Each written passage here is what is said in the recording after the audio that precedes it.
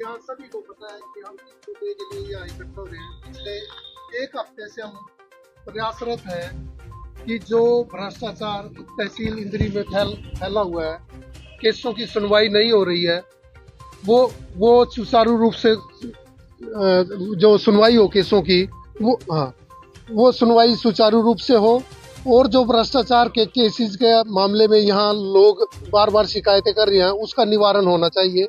इस बारे में हम कई बार जिला प्रशासन से भी संपर्क में गए, लेकिन डीसी करनाल ने हमें अभी तक टाइम मिलने का नहीं दिया।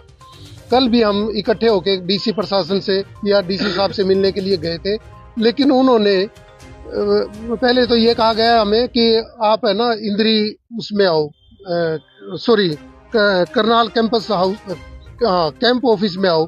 और जब हम वहाँ गए तो पता चला कि डीसी ऑफिस चले गए हैं चंडीगढ़। तो हमें आज का टाइम दिया गया है, लेकिन उससे पहले हम सभी ने, हमारी जो कमेटी है उसने और सभी वकील साथियों ने ये निर्णय किया था कि एक बार हम तहसीलदार के ऑफिस के सामने इकट्ठा होंगे और अपनी बात लोगों के सामने, इस प्रशासन के सामने और सरकार तक ये बात पहुंचाने का काम करेंगे। मामला क्या है?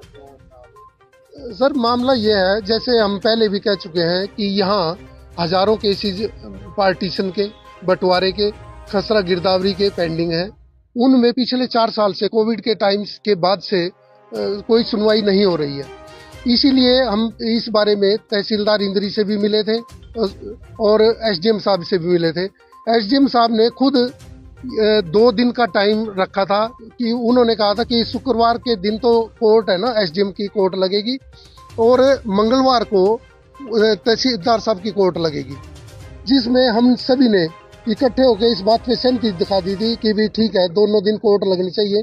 लेकिन आज तक वो कोर्ट तय समय के अनुसार और तय दिनों के अनुसार नहीं लगी। इसलिए हम यहाँ प्रोटेस्ट के लिए आए थे। और जब हम पिछले बार तहसीलदार साहब के ऑफिस गए थे तो उन्होंने हमारे को बेइज्जत किया था। हमारे वकील, सीनियर वकील हैं कुलदीप कलसोरा जी, उनको बेइज्जत किया था। इसलिए हम उनके विरोध में यहाँ इकट्ठा हुए थे। और आज भी वही मसला है। अब तक जो लोग अपने केस डाल के बार बार हमें ये पूछते हैं कि हमारे केस में क्या हुआ, उनके केसों में सम्मन तक जारी नहीं हो पा रहे हैं और कोई केस की प्रोसीडिंग पूरी नहीं हो पा रही है। इसलिए हमने डिसाइड किया है कि हम सब प्रोटेस्ट करेंगे इस तहसीलदार के खिलाफ।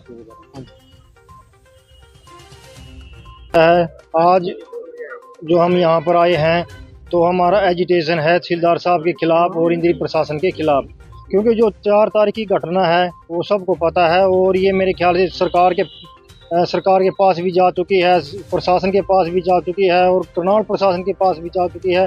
और हम जो ये एजिटेशन है, ये 4 तारीख की जो घटना है उसमें कर रहे हैं, क्योंकि जो हमारे कुछ वकील साथी थे जो तहसीलदार साहब के ऑफिस में आए थे अपने केसों की सुनवाई के लिए, तो उनके साथ दुर्व्यवहार किया गया था और इसलिए हम ये एजिटेशन कर रहे हैं। और जब तक हमें सरकार की तरफ से, प्रशासन की तरफ से कोई न्याय नहीं मिलेगा, हमारा एजिटेशन एजिटेट है। हम 3-4 दिन से डी साहब से मिलने के लिए जाते हैं, करनाल जाते हैं, यहाँ से फ़ोन करते हैं।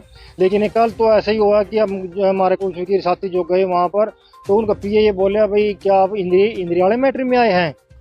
तो उसके बाद ये इंद्री वाला मैटर तो उनके पास है, लेकिन मिलने का टाइम हमें डी साहब नहीं दे रहे। उनके पास गए, वहाँ पर गए कहीं यहाँ नहीं है आप कैंपस में, जो कैंपस में गए तो चंडीगढ़ जा चुके हैं, हमारे को ये बोला गया। हम वहाँ से सब के सब जो कमेटी मेंबर थे वापस आए यहाँ पर।